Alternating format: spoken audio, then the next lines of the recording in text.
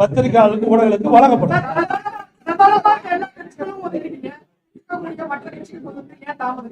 ஏங்க இன்னைக்கு காலையில தான் வந்தேன். 20 நாள் நடக்குது, அந்த கட்சி கேட்க மாட்டேங்கிறீங்க. 20 நாட்கள் பேச்சுவார்த்தை நடத்திட்டு இருக்கிறாங்க, இன்னும் பேச்சுவார்த்தையும் நடக்கல. வந்தாங்க மரியாதைக்குரிய பாரதிய ஜனதா கட்சியினுடைய மத்திய அமைச்சர் பியூஷ் கோயல் அவர்கள், நாகேந்திரன்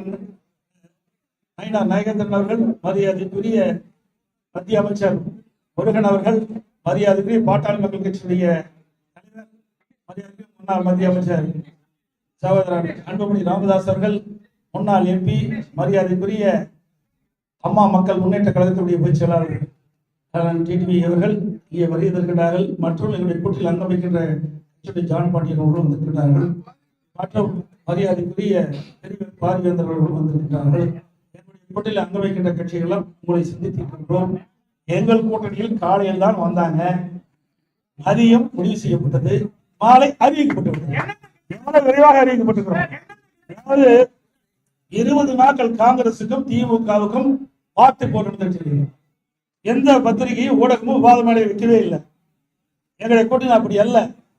எங்களுடைய கூட்டணியுடைய நோக்கம் மக்கள் விரோத திமுகவை அகற்றப்பட வேண்டும். அந்த எண்ணத்தின் அடிப்படையில் தான் நாங்கள் செயல்பட்டுகின்றோம். எங்களுடைய உணர்வு பூர்வமாக எங்களுடைய கூட்டணி அமைக்கப்படுகின்ற செய்தி இந்த நேரத்தில் வந்திருக்காரு. இந்த சந்திப்பை எப்படி உங்களுக்கு என்ன கஷ்டமா இருக்குது? அவர் வந்து எப்படியாவது ஒரு பிரச்சனையை எழுப்பலான்னு பாக்குறீங்க. எந்த பிரச்சனையும் கூட்டணியில் இருக்க தலைவர்கள் இடம் கொடுக்க மாட்டாங்க. கேக்குறீங்களா?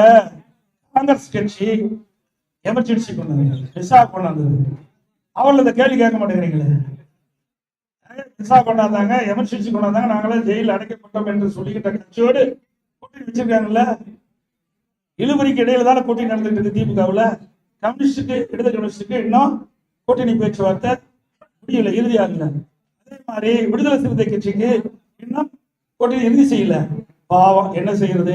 போனதற்கு 6 சீட் வாங்கினாங்க, 5 சீட்டுக்கு அலையோடு அலைஞ்சிட்டு இருக்கிறாங்க.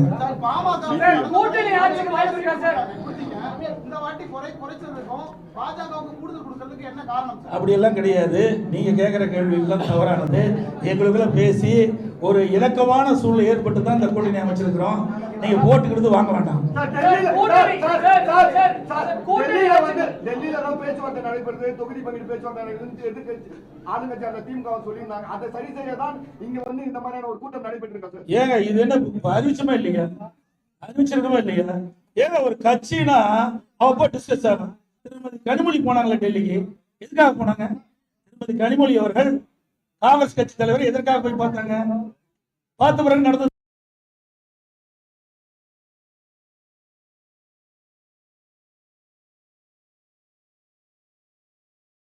கூட்டணி கட்சிகள் எப்படி இழுபறி என்பதை நீங்கள் எண்ணி பாருங்க.